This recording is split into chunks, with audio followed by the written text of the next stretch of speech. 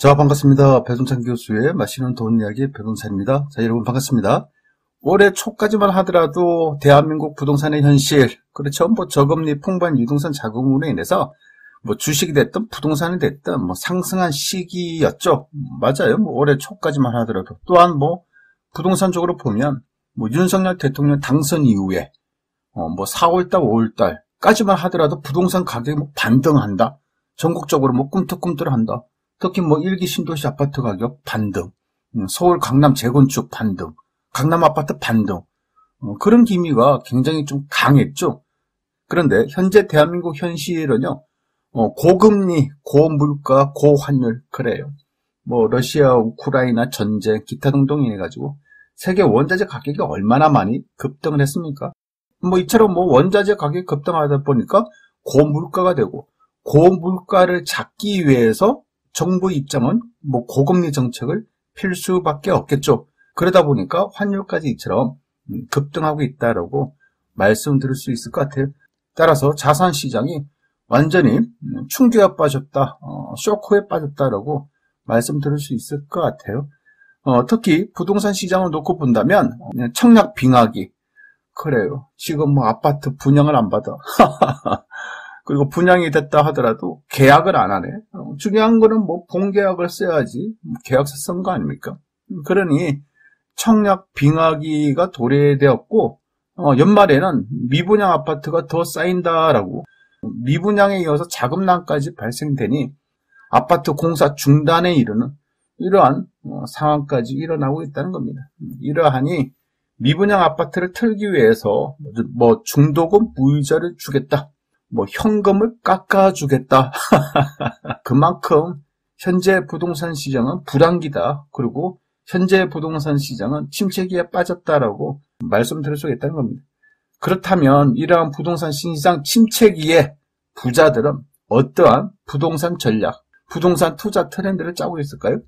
저희 경험으로 말씀드리면, 첫 번째로 본다면 자본적 이익보다는 운영적 이익을 노릴 것이다. 여기서 말씀드리는 자본적 이익이라는 것은 투자 수익이죠. 예를 들어서 갭 투자를 의미한다라고 봐야 되겠죠. 3억짜리 아파트, 전세 보증금이 2억 7천이냐? 그럼 3천만 원 투자를 해서 이게 4억이 됐다 하고 한다면 그냥 3천만 원 투자해서 1억 버는 거 아닙니까? 이런 자본적 이익을 이제 누리는 시대가 있었다면 이제는 운영적 이익을 누린다. 여기서 말하는 운영적 이익이라는 것은 월세 수익이 됐죠. 올해 초까지는, 작년 연말까지는 3억짜리가 4억 될 수도 있었는데, 지금 분위기는 4억짜리가 3억 5천 된 거 아닙니까? 그러니 지금 자본적 이익을 노리고 들어가기에는 굉장히 좀 위험해 보인다라고 말씀드릴 수가 있겠죠. 따라서 지금은 이러한 자본적 이익, 투자 수익, 투자 갭 차익을 노리는 이러한 투자 전략보다는 이제는 부자들은 운영적 이익을 노린다. 즉, 그냥 월세 수익. 월세가 들어온다. 한 달에 꼬박꼬박 월세가 100만원, 150만원 들어온다. 이게 바로 운영적 이익이지 않습니까? 그러니까 월세가 꾸준히 들어오니까 부동산 가격이 올라가면 좋고, 부동산 가격이 설령 떨어진다 하더라도 나는 한 달에 꼬박꼬박 월세가 생겨. 그리고 부동산 언젠가는 오르겠지. 이렇게 이제 마음 편하게 이제 생각할 수가 있다는 거예요. 그리고 부동산 침체기 부자들의 투자 트렌드 두 번째로 본다면, 이제 수익형 부동산에서 환급형 부동산으로 옮겨 타기를 할 것이다. 여기서 말하는 수익형 부동산은 상가, 오피스텔, 생활형 숙박시설, 그렇지 않습니까? 또 분양형 호텔. 야, 이런 거야 제가 저희 방송을 통해서 수차례 말씀드린 건데, 수익형 부동산에는 수익이 없다.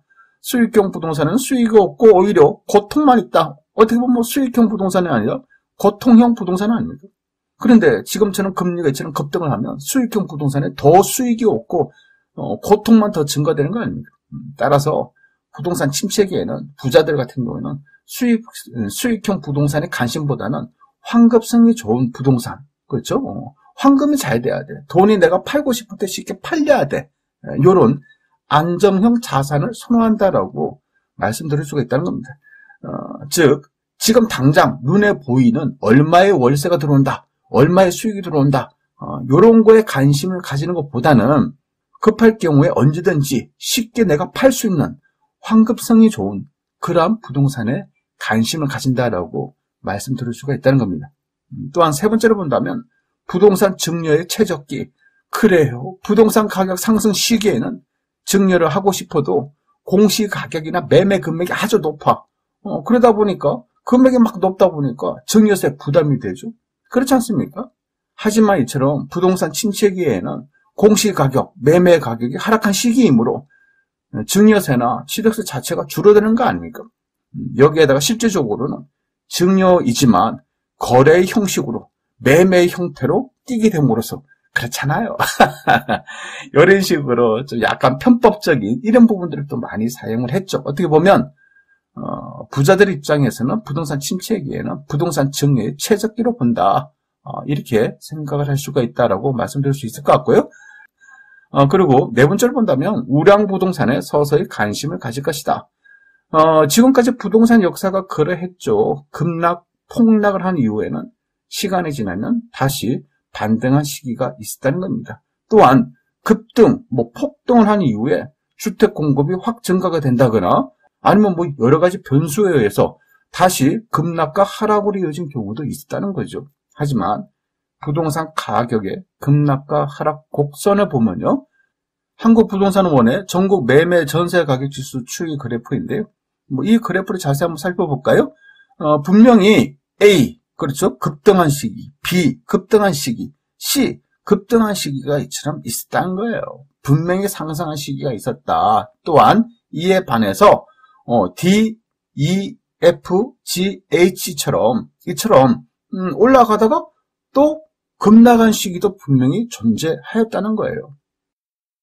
따라서 결국 집값이, 아파트 가격이 하락한 시기 분명히 있었죠. 이처럼 어렵고 힘든 시기, 집값이 급락한 시기에 싸게 매수를 해서 진득하게 가지고 있을 경우에는 갭투자니 다주택자니 이런 얘기 빼더라도 그냥 괜찮은 아파트 내가 길게 보고 지금 많이 떨어질 때 사야지 언제 사겠어 이런 생각으로 이제 움직였다는 거죠. 그동안 부동산 침체기 부자들은 오히려 이러한 우량 부동산이 급락할 때 관심들을 하나씩 가지게 되었다. 그래하여 가지고 있음으로써 급등했다. 이게 부동산 투자를 오래 했던 사람, 부동산 투자를 잘했던 사람들의 특징이라고 봐야 되겠죠.